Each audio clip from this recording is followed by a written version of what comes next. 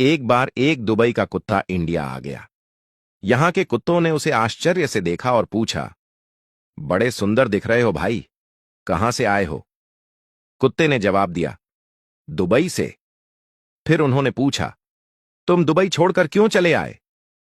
तो कुत्ते ने मुस्कुराते हुए कहा, वहां की हवा, पानी, मौसम, रहने खाने की सारी सुविधाएं बेहतरीन हैं, लेकिन भौंकने की जो आजादी इंडिया में है वो दुनिया में कहीं नहीं है।